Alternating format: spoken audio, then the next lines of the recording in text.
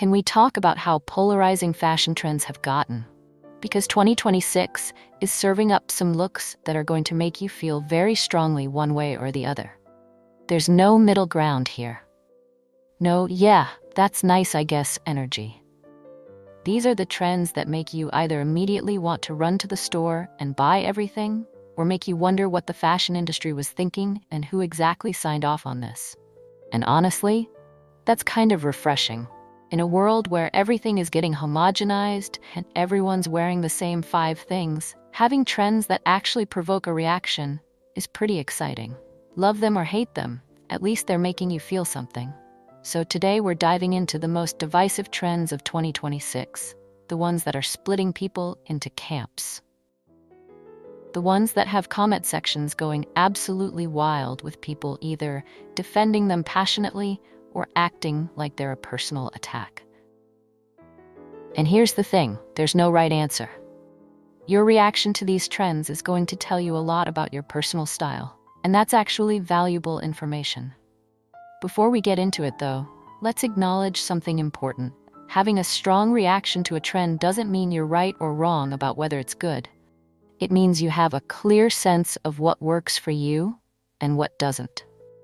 And if you want to get better at understanding why you love certain trends and hate others, developing a framework for evaluating fashion choices can be incredibly helpful. I actually put together a book specifically to help with this, teaching you how to think about trends strategically instead of just reacting emotionally. Links in the description if that sounds useful. But right now, let's get into these love it or hate it trends that are defining 2026.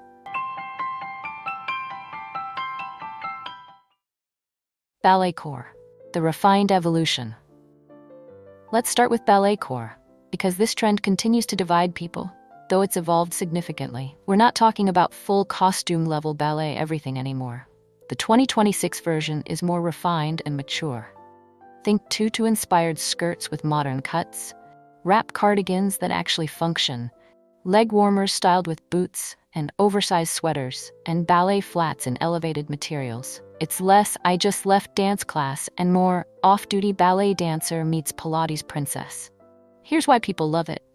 If you're into that ultra-feminine romantic aesthetic, ballet core is basically a dream come true. There's something undeniably graceful and pretty about ballet-inspired pieces. They're soft, they're delicate, they make you feel elegant even when you're just running errands. For people who grew up doing ballet or who just love that whole aesthetic, this trend feels like permission to dress the way they've always secretly wanted to. The 2026 evolution means it's becoming less of a fleeting trend and more of a feminine style staple that you can integrate into your personal wardrobe long term. But here's why people hate it. If your style is more edgy or minimalist, ballet core can feel aggressively twee and overly precious. Some people find the whole thing infantilizing, like it's trying to make grown women dress like little girls playing dress-up. There's also the practical concern that many ballet-inspired pieces still require more attention than your average outfit.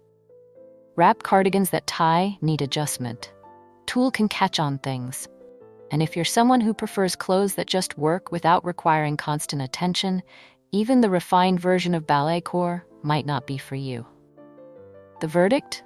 This is one of those trends where you probably knew within 3 seconds of me describing it whether you were in or out.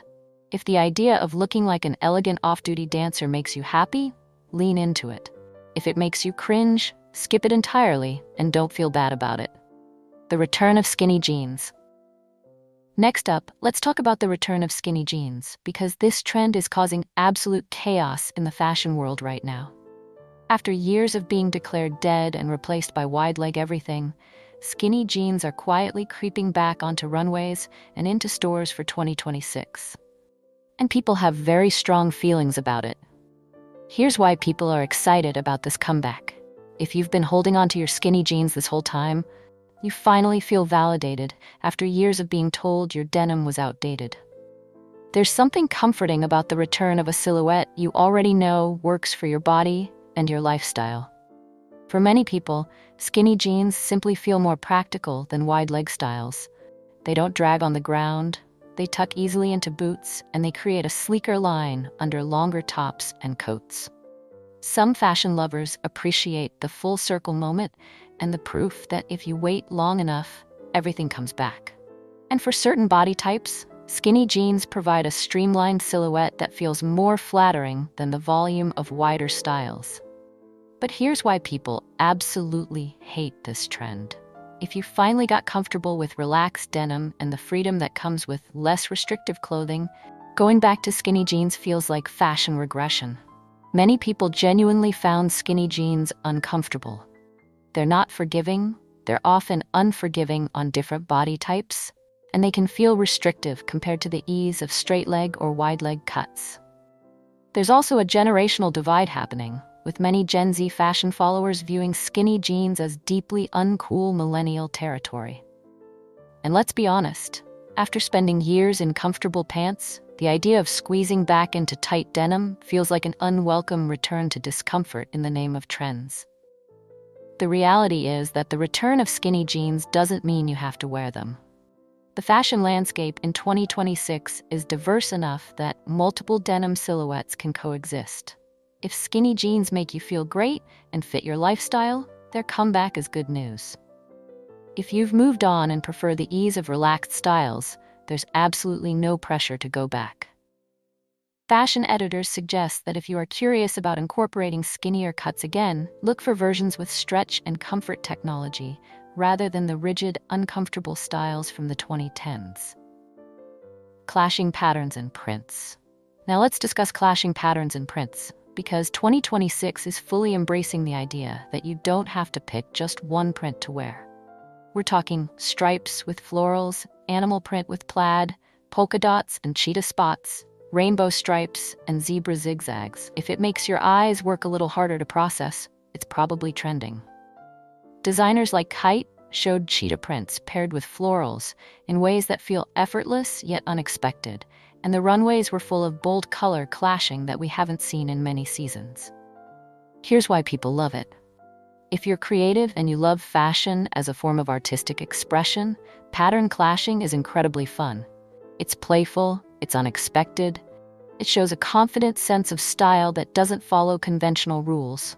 For people who get bored with safe, coordinated outfits, mixing patterns adds visual interest and makes getting dressed feel like a creative project rather than a chore. There's also something refreshing about the fact that you can make so many more outfit combinations when you're not limiting yourself to patterns that technically match.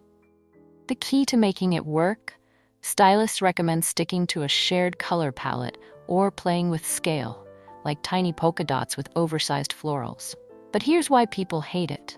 If you prefer a polished, put-together aesthetic, clashing patterns can look chaotic and messy rather than stylish. Some people find it visually overwhelming and exhausting to look at.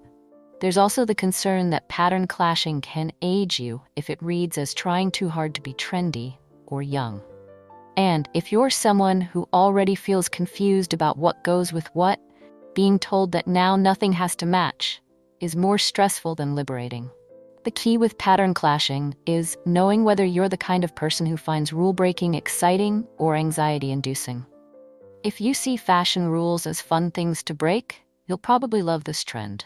If you see fashion rules as helpful guidelines that make life easier, you're probably going to hate it. Speaking of knowing what actually works for you versus just following trends blindly, this is exactly the kind of self-knowledge that separates people who always look good from people who feel constantly confused by fashion. Understanding your own style, personality, and preferences isn't just useful, it's essential for making choices you won't regret. That fashion trends book I mentioned, it helps you figure out exactly this kind of thing so you can make decisions with confidence. Links in the description. Statement skirts, giant tulle, bubble hems, and pannier shapes. Let's talk about statement skirts because 2026 is going full maximalist with volume.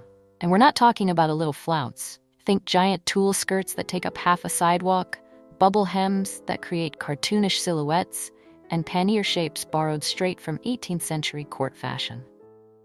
The spring-summer 2026 runways made it clear that subtle A-lines are out and architectural drama is in. Designers from Molly Goddard to Simone Rocha sent models down the catwalk in skirts with such exaggerated volume they had their own zip codes. Here's why people are obsessed with this trend. If you love making a statement and turning heads, these skirts deliver instant impact in a way that feels playful and artistic, rather than just loud. There's something genuinely joyful about wearing a piece that defies everyday practicality. It's fashion as pure self-expression. For special occasions like parties, events, or fashion-forward weddings, statement skirts create memorable moments that photographs beautifully. The contrast styling is particularly exciting. Pairing these dramatic skirts with simple tanks, fitted tees, or casual sneakers creates an effortlessly cool high-low mix. And for people who appreciate fashion history, the pannier and crinoline references feel like a sophisticated nod to couture traditions. But here's why people absolutely hate it. If you value practicality and wearability in your wardrobe, these skirts are essentially useless for real life. Good luck fitting through doorways, sitting in restaurant booths, or navigating public transportation in a skirt with structural hoops or layers of tulle. The storage alone is a nightmare. These pieces require serious closet real estate and careful handling. And if your personal style leans minimal or classic, statement skirts can feel costumey rather than chic. There's also the very real issue of cost. These construction-heavy pieces often come with luxury price tags, and cheaper versions can look cheap fast. The reality is that statement skirts are inherently occasional pieces, not everyday staples. If you live for fashion moments and have events where dramatic dressing makes sense, they're worth the investment and the storage space. But if your lifestyle is practical and your wardrobe leans functional, these skirts will probably just gather dust. Fashion editors suggest that if you're drawn to the trend but intimidated by full commitment, start with midi-length versions in less extreme volumes. You get the drama without the logistical nightmare. The quiet luxury versus subtle branding debate. Now let's discuss one of the most interesting tensions in 2026 fashion: the quiet luxury versus subtle branding debate. For years, quiet luxury has dominated the designer space. Restraint, craftsmanship, and quality over obvious logos. When bold logos and eye-catching monograms can't shout luxury origin, true craftsmanship has to step in. But here's what's interesting. Logomania hasn't died. It's evolved into something completely different. Here's why some people are embracing a new kind of branding. Instead of massive logos screaming the brand name from across the street, 2026 is seeing the rise of what insiders call, if you know, logos. Logomania has evolved from overt status signaling into a symbol of niche affiliation and shared experiences. Think small, niche brand references, a coffee shop tote, a boutique hotel cap, an independent designer's subtle mark. The logos favored by many consumers today come from small businesses as often as big brands. It's still about signaling taste, but it's about signaling that you discovered something special rather than just having money to spend. But here's why people are staying with quiet luxury. If you value timeless elegance and understated sophistication, the idea of any visible branding, big or small, still feels unnecessary. True craftsmanship speaks for itself. The quality of the fabric, the precision of the cut, the details you can feel but can't see from across the room. For these people, the best luxury is the kind that doesn't need to announce itself at all. This restrained approach to design has brought a magnifying glass to the most high-end styles, illuminating the finer details of material, shade, and construction. The reality is that 2026 isn't about massive monogram prints plastered everywhere. That peaked a few years ago. Instead, the branding conversation has gotten more nuanced. It's either completely invisible and focused on material quality, or it's small scale and about personal connection rather than status display. Where you land on this spectrum says a lot about whether you see fashion as a personal pleasure or as a form of communication. Deconstructed everything. Finally, let's talk about deconstructed everything, because this is genuinely one of the dominant narratives emerging from the global fashion weeks for spring 2026. We're talking seams coming undone, linings flipped inside out, raw edges hanging free, silhouettes that breathe and get reinvented, jackets, shirting, even slips getting repurposed, spliced, and turned into something new. At moments, it feels like the clothes leave the wearer half undressed, as if the models just stepped out of a private moment backstage. Here's why people are obsessed. If you're into avant-garde fashion, and you love pieces that challenge traditional ideas of what clothing should be, deconstructed designs are incredibly exciting. The work of the hand, the artisanal touch, and individuality that luxury is leaning into has become one of its key messages. For those who love standing out and wearing things that provoke reactions and conversations, deconstructed pieces definitely deliver. Plus, there's something punk and rebellious about wearing things that deliberately reject traditional polish and finishing. In a world saturated with digital filters and AI-generated perfection, there's a palpable hunger for authenticity, and this trend taps directly into that yearning. But here's why people absolutely cannot stand it. If you believe clothes should look finished and polished, deconstructed pieces look sloppy and incomplete. Some people find the whole thing pretentious, like paying premium prices for clothes that look damaged or unfinished. Feels like the fashion industry is laughing at consumers. There's also the practical concern that exposed seams and raw edges often don't hold up well over time. And if your aesthetic is classic and timeless, deconstructed pieces feel aggressively trendy in a way that will age poorly. The bottom line with all of these polarizing trends is that your reaction to them is information.